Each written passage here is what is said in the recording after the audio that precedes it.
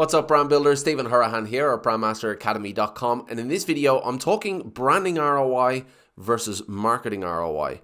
You're going to learn what the difference is, but more importantly, why that matters to the brand you're building and the strategies that you're selling.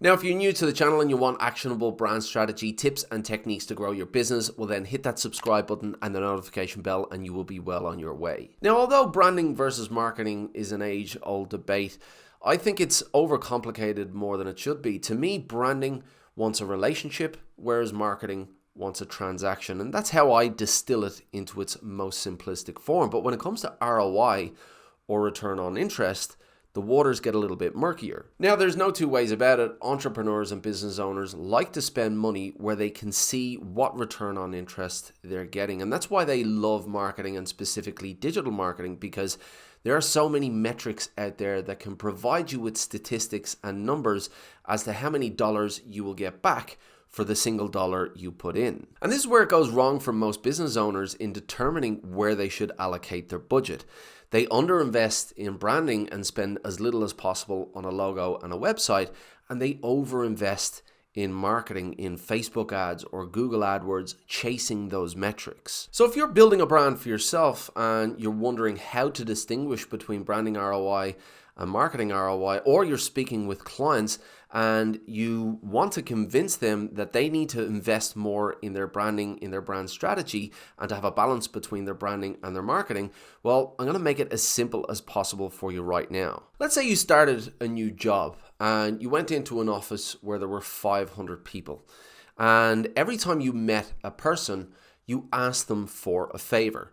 Now, it would be very easy to come up with a metric as to how successful you were in asking for that favor. Simply, if somebody does you a favor, then you get a positive number. If somebody doesn't give you a favor, then you get a negative number, and you would be able to get yourself a conversion rate and a return on interest. Now, let's say 50 people did you a favor. That's a pretty good conversion rate from 500 people. That's a 10% conversion rate. But what would happen to that conversion rate over time? Let's say you continued to ask people for favors as you worked in that office. Well, over time, your conversion rate would go down because you're not attempting to build any kind of relationship with these people. You're just asking for a favor. And the more you ask for a favor, the more these people will see you as a taker. Now, let's say you took a different approach starting this job. Instead of going around and asking everybody for favors, you went around and offered everybody help. And the next time you saw these people, you would ask how they were doing. And the next time you would show genuine interest in who they are, and you would try to nurture that relationship. What do you think would happen to your reputation within that office over time with those 500 people if you continued to do that time and again? Well, obviously your reputation would grow positively.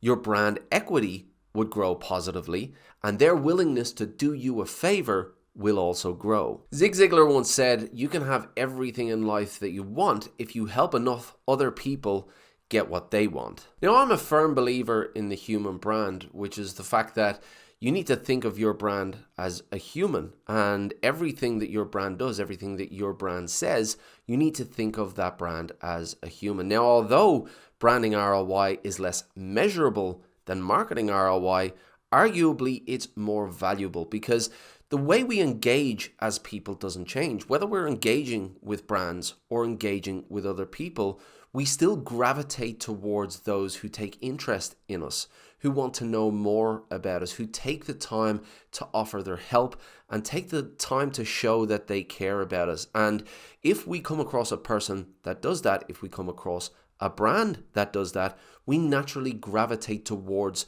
those type of brands and those types of people. On the other hand, if we have people who are just takers, they're just askers, all they do is ask for more and more and more, they don't nurture, they don't give back, then we tend to push away from those people. So when it comes to your brand, you need to think of your brand as a person. So branding and brand strategy is the plan on how you're going to nurture those relationships.